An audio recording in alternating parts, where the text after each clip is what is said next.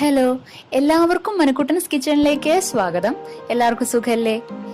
ഇന്ന് ഒരു special breakfast റെസിപ്പിയാണ് vegetable idli with white chutney. Vegetable ഇഡ്ലിയുടെ കൂടെ നമ്മുടെ സ്വന്തം തേങ്ങാ ചട്നി. ഇത് രണ്ടും നിങ്ങൾക്ക് തികച്ചും സ്പെഷ്യൽ തന്നെ ആയിരിക്കും. നമ്മൾ ദിവസവും ഈ സാധാരണ ഇഡ്ലിയും ദോശയും എല്ലാം കഴിച്ച് മടുത്തിട്ടുണ്ടാവും അല്ലെ? അപ്പൊ നമുക്ക് ഒരു സ്പെഷ്യൽ ആയിട്ടുള്ള ഒരു ബ്രേക്ക്ഫാസ്റ്റ് ആയിക്കോട്ടെ. ഞാൻ എപ്പോഴും പറയാറുള്ള പോലെ തന്നെ നമ്മുടെ എല്ലാവരുടെ വീട്ടിലും എപ്പോഴും ഉണ്ടാകുന്ന ഇൻഗ്രീഡിയൻസ് വെച്ച് തന്നെയാണ് ഞാൻ ഈ ഒരു ഡിഷും തയ്യാറാക്കിയിരിക്കുന്നത്. ഇത് രണ്ടും നിങ്ങൾക്ക് എല്ലാവർക്കും ഒരു സ്പെഷ്യൽ തന്നെ ആയിരിക്കും. ഈ വെജിറ്റബിൾ ഇഡ്ലിയും നമ്മുടെ തേങ്ങാ ചട്നി രണ്ടും ഡിഫറെന്റ് ആയിരിക്കും. വളരെ ടേസ്റ്റി ആണ് കഴിക്കാൻ, അതുപോലെ തന്നെ അത് ഉണ്ടാക്കാനും വളരെ എളുപ്പമാണ്. കണ്ടില്ലേ, നല്ല സോഫ്റ്റ് ആണ്.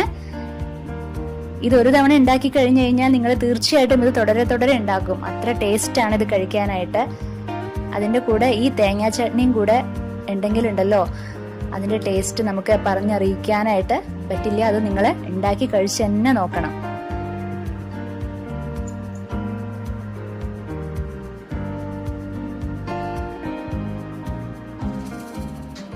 വളരെ എളുപ്പം തന്നെയാണ് ഉണ്ടാക്കാനായിട്ട്.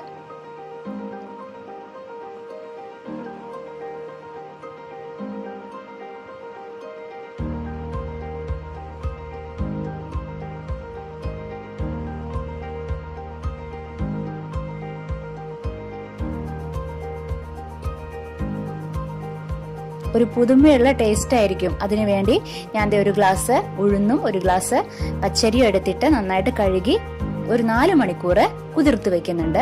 4 മണിക്കൂറിന് ശേഷം നമ്മൾ അത് കഴുകി മിക്സിയിലെ ജാറിലേക്ക് നമുക്ക് ഇട്ട് കൊടുക്കാം. നന്നായിട്ട് അരച്ചെടുക്കണം. അതിനു മുമ്പ് നമുക്ക് കുറച്ച് തേങ്ങ ചിരവിയത്, ഇത് തേങ്ങയുടെ കൊത്താണ്, തേങ്ങ ചിരവിയത് ഇട്ട് കൊടുക്കുക. കുറച്ച് പഞ്ചസാര, കുറച്ച് ഉപ്പ്, എന്നിട്ട് കുറച്ച് വെള്ളം ഒഴിച്ചിട്ട് വേണം അരച്ചെടുക്കാൻ. ഒരുപാട് വെള്ളം ഒഴിക്കരുത് കേട്ടോ. തേങ്ങയും നമ്മുടെ നാളികേരം ചിരവിയതും അതുപോലെ പഞ്ചസാരയും ഉപ്പും ഉറപ്പായിട്ട് ഉപയോഗിക്കണം കേട്ടോ ഇതിന്റെ കൂടെ. നന്നായിട്ട് അരച്ചെടുക്കുക. അരച്ചെടുത്ത് വന്നിട്ടുണ്ട്, നമുക്കതൊരു വേറൊരു പാത്രത്തിലേക്ക് പകർത്താം. ഇനി നമുക്ക് അതിലേക്ക് കുറച്ച് റവ ചേർത്ത് കൊടുക്കാം. ഇത് ഞാൻ വീറ്റ് സംബ റവയാണ് ഉപയോഗിക്കുന്നത്. നിങ്ങൾക്ക് സാധാരണ റവയും ഉപയോഗിക്കാം. നന്നായിട്ടൊന്ന് മിക്സ് ചെയ്തെടുക്കാം നമുക്ക്.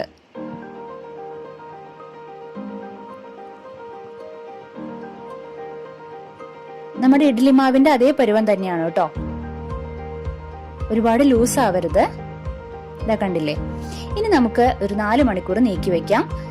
നമുക്ക് ഒരു ഫ്രൈ പാനിലേക്ക്, പാൻ ചൂടാവുമ്പോൾ കുറച്ച് എണ്ണ ഒഴിച്ച് അതിലേക്ക് കുറച്ച് സവോള അരിഞ്ഞത് ഇട്ടുകൊടുത്ത് നന്നായിട്ട് വഴറ്റിയെടുക്കാം. ഇത് ക്യാരറ്റ് ഗ്രേറ്റ് ചെയ്തതാണ്. നന്നായിട്ട് വഴറ്റിയെടുക്കുക. നന്നായിട്ട് വാടി കഴിയുമ്പോൾ ഇതിൽ നമ്മൾ ഉപ്പൊന്നും ചേർക്കുന്നില്ല. നമ്മൾ സാധാരണ ആ മാവിൽ ഉപ്പ് ചേർത്തിട്ടുണ്ട്. 4 മണിക്കൂറിന് ശേഷമാണ് ഞാൻ ഈ വെജിറ്റബിൾ മിക്സ് ഉണ്ടാക്കിയിട്ടുള്ളത്. ഈ വെജിറ്റബിൾ മിക്സ് നമുക്ക് നമ്മുടെ ഈ മാവിലേക്ക് ചേർത്ത് കൊടുക്കാം.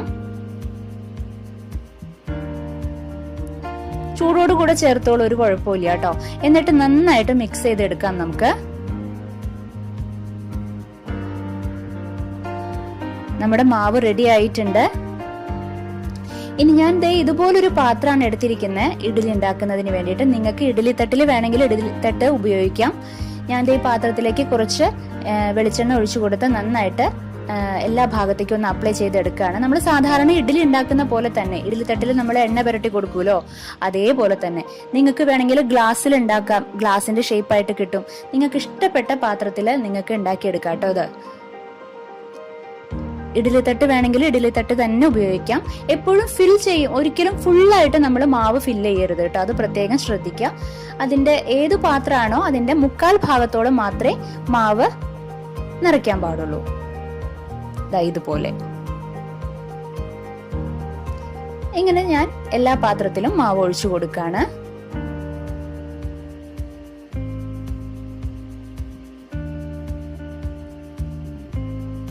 ഇനി ഇത് ഇഡ്ഡലി പാത്രമാണ്. അതിലേക്ക് കുറച്ച് വെള്ളം ഒഴിച്ചു കൊടുത്തിട്ട് ഇഡ്ഡലി തട്ട് വെച്ചിട്ടുണ്ട്.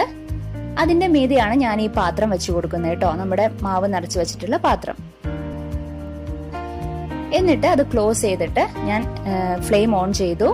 15 മിനിറ്റ് ആണ് ഇത് കുക്ക് ചെയ്യാൻ എടുക്കുന്ന സമയം. ഇടയ്ക്ക് നമുക്ക് തുറന്നു നോക്കി ഒരു സ്റ്റിക്ക് വെച്ച് നോക്കിക്കഴിഞ്ഞാൽ നിങ്ങൾക്ക് മനസ്സിലാവും അത് വെന്തിട്ടുണ്ടോ ഇല്ലയോ എന്നുള്ളത്. വെന്തിട്ടില്ലെങ്കിൽ അത് ഒട്ടിപ്പിടിക്കും. ഇപ്പൊ ഇത് നന്നായിട്ട് വെന്തിട്ടുണ്ട്. നമുക്കത് എടുത്ത് ചൂടാറുന്നതിന് വേണ്ടിയിട്ട് നീക്കി വെക്കാം. ഫ്ലെയിം ഓഫ് ചെയ്തിട്ടുണ്ട്. ഇനി നമുക്ക് ചട്നി ഉണ്ടാക്കണം. അതിന് വേണ്ടിയിട്ട് ഞാൻ തേങ്ങ ചിരവിയതാണ്, അത് ആഡ് ചെയ്തിട്ടുണ്ട്.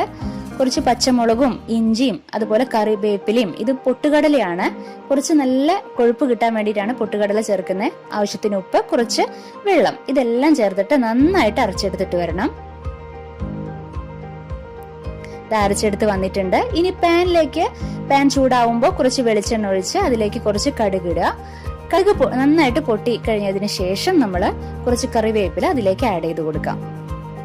കറിവേപ്പില നന്നായിട്ടൊന്ന് ഫ്രൈ ആവുമ്പോൾ നമുക്ക് ഫ്ലെയിം ഓഫ് ചെയ്യാം. എന്നിട്ട് നമ്മളിത് അരച്ചു വെച്ചിരിക്കുന്നില്ലേ, അത് അതിലേക്ക് ആഡ് ചെയ്ത് കൊടുക്കാം. ഫ്ലെയിം ഓഫ് ചെയ്തിട്ടുണ്ട്. ഇത് നിങ്ങൾക്ക് കുറച്ച് ലൂസാക്കി എടുക്കണമെങ്കിൽ ലൂസാക്കി എടുക്കാം. കുറച്ച് വെള്ളം ചേർത്ത് കൊടുത്താൽ മതി അരച്ചെടുക്കുമ്പോൾ. ഇവിടെ എല്ലാവർക്കും നല്ല തിക്കായിട്ടുള്ള ചട്നിയാണ് ഇഷ്ടം. അപ്പൊ തിക്കായിട്ടുള്ള ചട്നി ഒരു സ്പെഷ്യൽ ടേസ്റ്റ് തന്നെയാണ് കേട്ടോ. നിങ്ങൾ ഇഷ്ടമാണെങ്കിൽ അങ്ങനെയൊന്ന് ഉണ്ടാക്കി നോക്കൂ. അതല്ലാന്നുണ്ടെങ്കിൽ ലൂസാക്കി എടുക്കണമെങ്കിൽ അത് ചെയ്യാം. ഇതിപ്പോ ഞാൻ തിക്കായിട്ടാണ് എടുത്തിരിക്കുന്നത്. ഇത് നന്നായിട്ടൊന്ന് മിക്സ് ചെയ്ത് കൊടുക്കാം. ഫ്ലെയിം ഓഫ് ചെയ്തിട്ട് വേണം കേട്ടോ ഇങ്ങനെ ചെയ്യാനായിട്ട്. ഇപ്പൊ നമ്മുടെ ചട്നി ഇതാ റെഡി ആയിട്ടുണ്ട്. നന്നായിട്ട് മിക്സ് ചെയ്ത് നമ്മൾ വേറൊരു പാത്രത്തിലേക്ക് പകർത്തി. ഇനി ഇതാ നമ്മുടെ ഇഡ്ഡലി നന്നായിട്ട് ചൂടാറിയിട്ടുണ്ട്. നമുക്കത് ആ പാത്രത്തിൽ നിന്ന് മാറ്റാം. നമ്മുടെ ഇഡ്ഡലിയും തേങ്ങാ ചട്നിയും റെഡി ആയിട്ടുണ്ട്. ഇതാ കണ്ടില്ലേ, ഇതാ നല്ല സോഫ്റ്റ് ആണ് കഴിക്കാനായിട്ട്, നല്ല ടേസ്റ്റിയാണ് കഴിക്കാനായിട്ട്. എല്ലാവർക്കും തീർച്ചയായിട്ടും ഇത് ഇഷ്ടപ്പെടും, അത് ഉറപ്പാണ്. ഇവിടെ ഞാൻ ഇടയ്ക്കിടയ്ക്ക് ഉണ്ടാക്കുന്നതാണിത്. ചട്നി കണ്ടില്ലേ, ഈ ഒരു തിക്നെസ്സിലാണ് ഞങ്ങൾ കഴിക്കുന്നത് കേട്ടോ. നിങ്ങൾക്ക് ഇതിനും ലൂസാക്കി എടുക്കണമെങ്കിൽ ലൂസാക്കി എടുക്കാം. അതെല്ലാം നിങ്ങളുടെ ഇഷ്ടമാണ്. ഇത് തീർച്ചയായിട്ടും എല്ലാവർക്കും ഒരു സ്പെഷ്യൽ തന്നെ ആയിരിക്കും ഈ ബ്രേക്ക്ഫാസ്റ്റ്. അപ്പൊ ഒട്ടും സമയം കളയണ്ട, എല്ലാവരും നാളെ തന്നെ ഉണ്ടാക്കിക്കോളൂ കേട്ടോ. എന്നിട്ട് അഭിപ്രായം എല്ലാവരും പറയണം. എല്ലാവർക്കും ഈ റെസിപ്പി ഇഷ്ടപ്പെട്ടു എന്ന് വിചാരിക്കണു. അപ്പൊ നമുക്കിനി അടുത്ത എപ്പിസോഡില് വേറൊരു പുതിയ വിഭവമായിട്ട് വീണ്ടും കണ്ടുമുട്ടാം. Okay, bye, thank U.